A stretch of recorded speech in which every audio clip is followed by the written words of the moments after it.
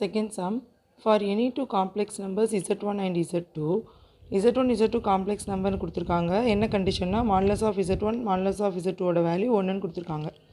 Next z1 z2 value not is equal to -1. Then show that z1 by z2 by 1 plus z1 z2 is real number.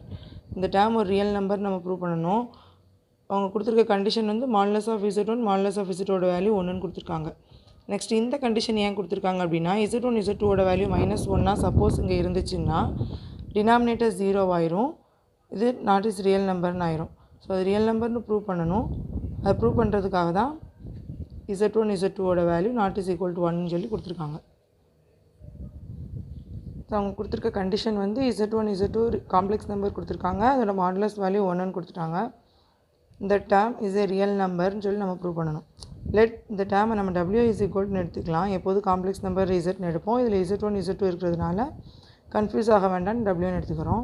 Let w is equal to z1 plus z2 by 1 plus z1 z2. நம்ம என்ன prove பண்ணணும்? w is ரியல் நம்பர்னு prove பண்ணணும். To prove w is real, நமக்கு conjugate டாப்பிக்கில் ஒரு property பார்த்தோம். அதாவது என்ன அப்படின்னா, if z is real, if and only if z is equal to z bar. இதுதான் அந்த ப்ராப்பர்ட்டி. z பாரும் z2 சேமாக இருந்துச்சுன்னா அந்த காம்ப்ளெக்ஸ் நம்பரை நம்ம ரியல்னு சொல்லிக்கலாம். இப்போது wவும் w பாரும் சேமாக இருந்ததுன்னா wங்கிற அந்த காம்ப்ளெக்ஸ் நம்பர் நம்ம ரியல்னு சொல்லிக்கலாமா? ஸோ அப்போ டு ப்ரூவ் w பார் கண்டுபிடிக்க போகிறோம். w பார் கண்டுபிடிக்கும் போது நமக்கு wவே ஆன்சராக வந்துச்சுன்னா w இஸ் ரியல்னு சொல்லிக்கலாமா? So let us find w bar. w நம்ம இதை தானே எடுத்திருக்கோம். So z1 plus z2 by 1 plus z1 z2 bar whole bar. So நமக்கு ஒரு ப்ராப்பர்ட்டி தெரியும், z1 by z2 the whole பார் எப்படி எழுதிக்கலாம்? z1 bar by z2 பார்னு எழுதிக்கலாமா?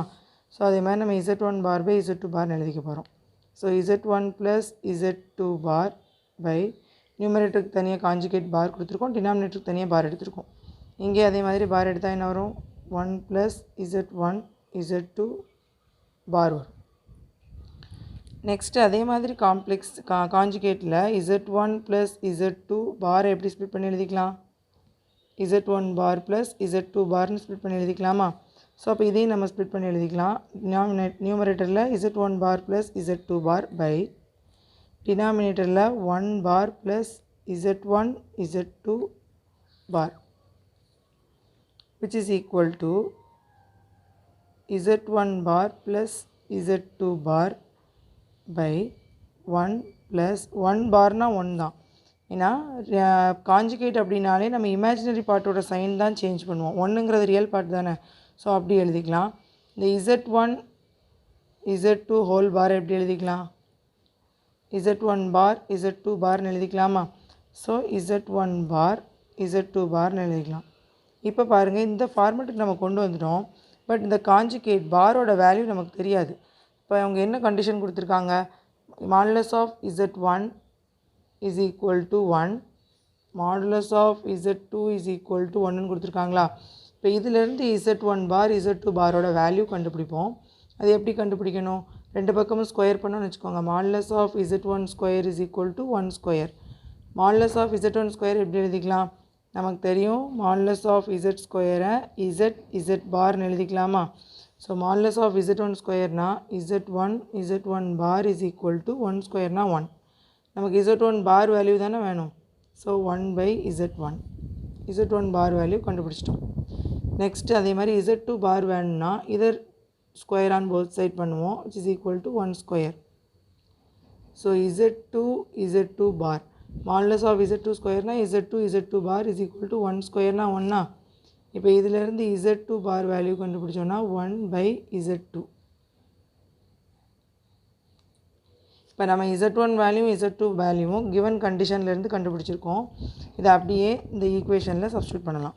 z1 பாரோட value 1 by z1 plus z2 பாரோட value 1 by z2 divided by 1 plus 1 by z1 into 1 by z2. So இதோட value நமக்கு வேணும்னா next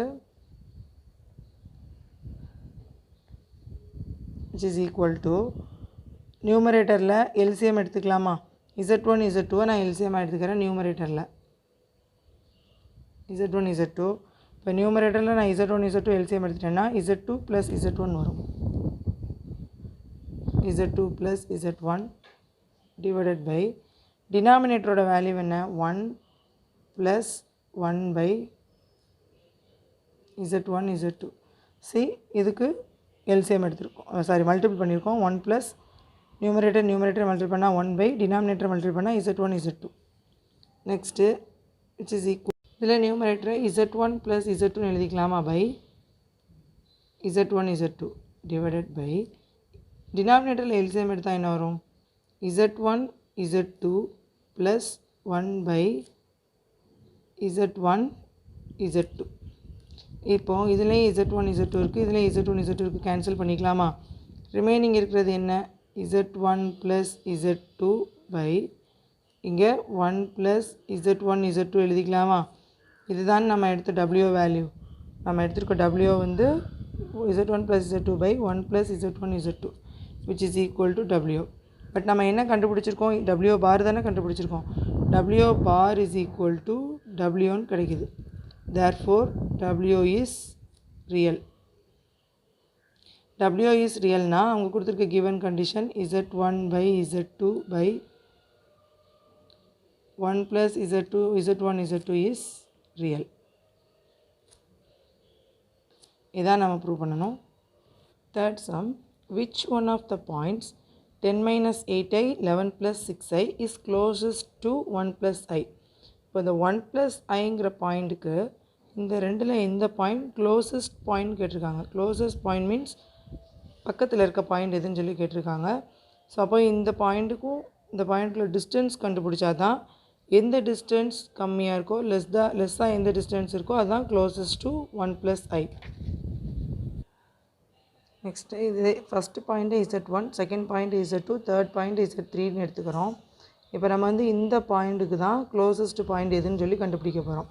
so first you have to find the distance between z1 and z3. z1க்கும் z2க்கும் உள்ள distance first கண்டுபிடிப்போம். Next z2க்கும் z3க்கும் உள்ள distance கண்டுபிடிப்போம். ரெண்டு டிஸ்டன்ஸில் எந்த டிஸ்டன்ஸ் லோவாக இருக்கோ அதுதான் closest point to z3.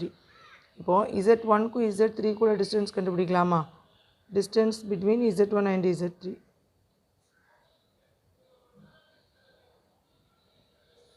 distance between ரெண்டு பாயிண்ட்டுக்கு நடுவில் இருக்க டிஸ்டன்ஸ், ரெண்டு காம்ப்ளெக்ஸ் நம்பருக்குள்ள டிஸ்டன்ஸ் வேணும்னா modulus of z1 minus z3 is equal to modulus of z1 value 10 minus 8i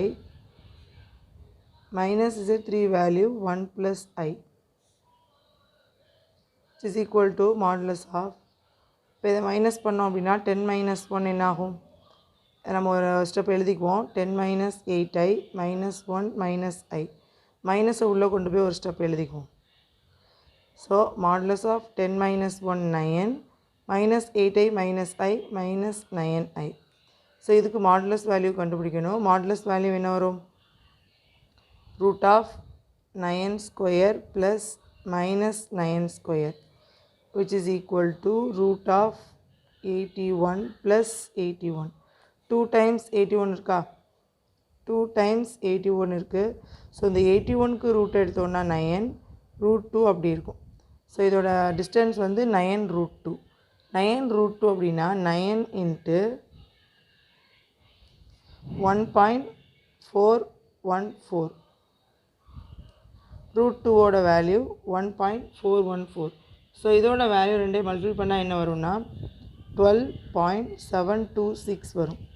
so distance between z1 and z3 12.726 வருது. நெக்ஸ்ட்டு இதே மாதிரி distance between z2 and z3 கண்டுபிடிப்போம். So modulus of z2 minus z3 is equal to modulus of z2 value 11 plus 6i. 11 plus 6i minus 1 plus i which is equal to modulus of 11 plus 6i minus 1 minus I, which is equal to modulus of 11 minus 1 10 plus 6i minus I plus 5i, which is equal to modulus value கண்டுபிடிக்கிறதுக்கு 10 square plus 5 square, which is equal to root of 100 plus 25 root of 125. root of 125 எப்படி எழுதிக்கலாம்? 25 5s are 125. 25 root எடுத்தால் 5 வரும், remaining இருக்கிற root 5 அப்படி இருக்கும். So நமக்கு root 5ஓட வேல்யூ 2.236. இது ரூட் 5ஓட வேல்யூ. ஸோ 5 இன்ட்டு ரூட் 5ஓட வேல்யூ போட்டால் என்ன வரும்னா 11.180. So the distance between Z2 and Z3 11.180. Distance between Z1 and Z3 12.726. So since நமக்கு என்ன தெரியும், the value 11.180 less than 12.726. So Z2 வந்து Z3 விட Z2ங்கிற பாயிண்ட் தான் டிஸ்டன்ஸ் லோவாக இருக்குது. Z3க்குள்ள பாயிண்ட்டுக்கு டிஸ்டன்ஸ் அதிகமாக இருக்குது. ஸோ லோவாக இருக்கிற பாயிண்ட் தானே closest point. So Z2 is closer to Z3 than Z1. Z1 compare பண்ணும்போது Z2 தான் Z3க்கு க்ளோஸராக இருக்குது. ஏன்னா டிஸ்டன்ஸ் வந்து அதில் தான் கம்மியாக இருக்குது. இதே மாதிரி ஒரு எக்ஸாம்பிள் பார்த்தோம். ஃபார்தஸ்ட் பாயிண்ட் கண்டுபிடிச்சிருப்போம். Farthest point means long distance. ரெண்டு டிஸ்டன்ஸை கம்பேர் பண்ணும்போது லாங் டிஸ்டன்ஸ். ஆனால் இதில் வந்து க்ளோசஸ்ட் பாயிண்ட் கேட்டிருக்கிறதுனால ரெண்டு டிஸ்டன்ஸை கம்பேர் பண்ணும்போது லோ டிஸ்டன்ஸை எடுத்துக்கிறோம்.